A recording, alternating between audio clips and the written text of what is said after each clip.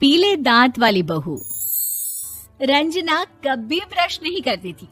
उसे कितनी बार उसके माँ बाप ने डांटा, लेकिन उसका कोई असर उस पर होता ही नहीं था, जिस कारण से उसके दांत पीले पीले हो जाते हैं।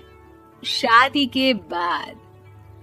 अरे बहू, वैसे तो तुझ में कोई कमी नहीं है, पर तेरे दांत इतने पीले कैसे हैं बेटा? कैसे मतलब? कोई सर्जरी थोड़ी ना कराइए। वो तो क्या नाम, मैं ब्रश नहीं करती थी तो पीले हो गए। अब क्या करूं? आप कहे तो लाल करवा लूं या फिर काले? यार ये क्या है, क्यों माँ से लड़ रही हो? लड़ रही हूँ? अरे मैं लड़ रही हूँ या ये बोल रही है कि दांत पीले हैं, पीले। अरे तपस्या थोड़ी ना की है इन्हें पीले करने के लिए। बकायदा ब्रश नहीं किया है 20 साल तक, तब जाकर। छी, कैसी बात कर रही हो? ये उस वक्त तो पीले नहीं थे जब हम लोग तुम्हें देखने आए थे। अरे तब साफ करवा लिया होगा डेंटिस्ट के पास जाकर। अब देखो कैसे पीले पीले लग रहे हैं। रंजना सास की तरफ गुस्से से देखती है। फिर शुरू हो गई पीले पीले पीले। अरे पीले तो तब भी थे जब मेरे हाथ का रसगुल्ला उड़ा उड़ा कर खा रही थी और बोल रही थी, लड़की नहीं गुणों का खजाना दे रहे भाई साहब आप। खैर, अब वो लोग करते भी तो क्या करते, पीले दांत वाली बहू पल्ले पड़ी थी तो झेलना तो था ही। एक दिन कीर्तन में रंजना गाना गा रही थी। अरे कमला बहन, माँ का द्वार है, यहाँ तो सब शुद्ध होकर आते हैं, फिर अपनी बहू को ब्रश भी नहीं करवाती तुम।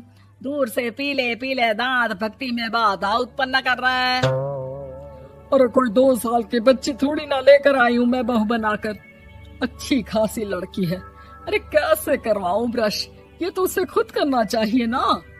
अब माँ बाप तो इसके जैसे तैसे निपटा दिए, ये नहीं सोचा कि सास कैसे संभालेगी।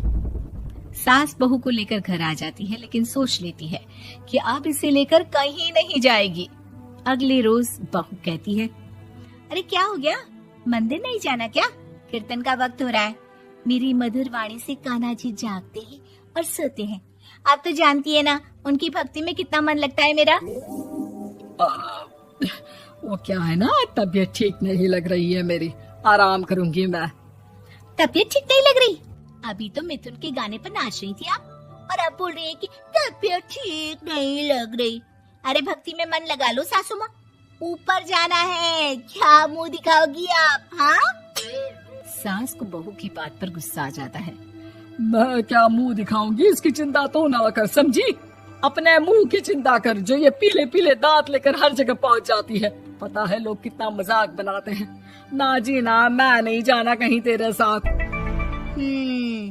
तो ये बात है।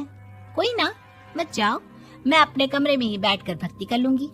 ऊपर वाला दांत थोड़ी ना देखता है, मन देखता है, भावना देखता है। और अरे बस बस, तू सब कुछ दिखा, बस ये सफेद चमकदार दांत ना दिखाना किसी को, है? जा यहाँ से। बहू को सास की बात का कोई फर्क नहीं पड़ता, वो तो जैसी थी वैसी ही रह जाती है। सुबह नहाकर किचन में खाना बनाना, फिर खाना खाना, कीर्तन भजन करना और सो जाना। एक दिन, माँ जी मैं सहेली के घर जा रही हूँ, शाम को लेट आऊंगी। हाँ, तो जाना, मैंने कौन सा तेरी आरती करनी है घर पर बैठकर। रंजना सहेली के घर जाती है, जहाँ वो पार्टी में जाने की तैयारी कर रही होती है। अरे शिखा, कहाँ जाने की तैयारी कर रही है?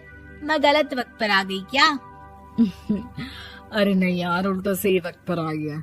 मैंने ये साड़ी और ज्वेलरी निकाली है यार, शाम को इनके ऑफिस की एक पार्टी में जाना है। बताना कैसा लग रहा है ये सब?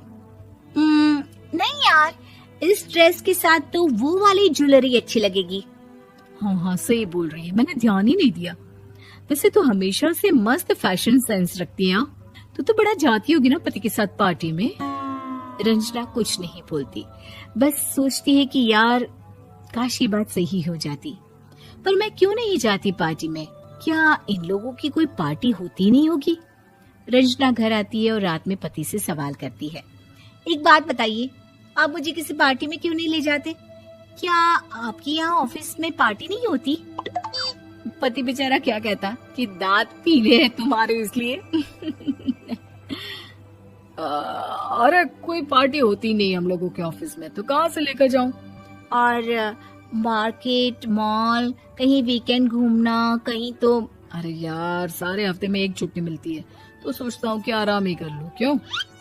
रंजना मन मार के रह जाती है। पहले कभी सास के साथ मंदिर जाया करती थी, लेकिन वो भी सास ने ले जाना बंद कर दिया।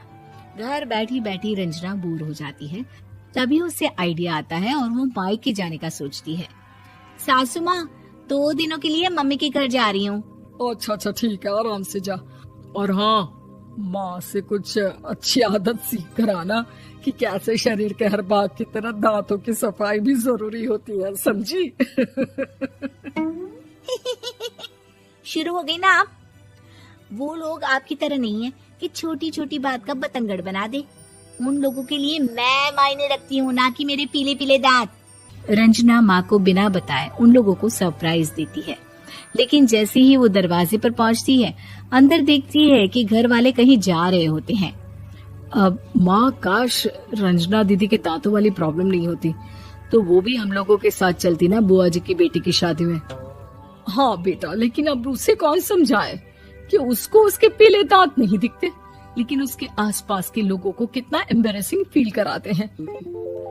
मुझे तो कितनी बार उसके स्कूल की टीचर ने शिकायत की कि उसके साथ कोई लड़की बैठना भी नहीं चाहती, और ना ही कॉलेज में कोई उससे बात करना चाहता था। लेकिन पता नहीं क्यों उसे ये बात समझ में ही नहीं आती। कोई कमी नहीं है उस लड़की में, बस यही कि दांत पीले हैं। वो तो भला हो जीजा जी और उनकी माँ का, जो दीदी को जैसी है वैसे ही रखा हुआ है। रंजना को अपने घर वालों की बात सुनकर बहुत दुख होता है। वो सोचती है कि वो क्या करे, लेकिन फिर वो सीधा डेंटिस्ट के पास जाती है, अपने दांत चमकाती है और कसम खाती है कि वो रोज ब्रश करेगी। अरे क्या हो गया? तुम तो 2 दिनों के लिए गई थी ना, पर कोई ना, अच्छा है, चलो आ गई तो। रंजना सास के सामने आकर खड़ी हो जाती है और पूरी स्माइल करती है, उसके चमकदार दांतों को दिखाती हुई। हैं? चले मंदिर? माँ, मुझे माफ कर दीजिए, मैंने आप लोगों को बहुत एम्बैरेसिंग फील करवाया। मैं आज से रोज ब्रश करूंगी।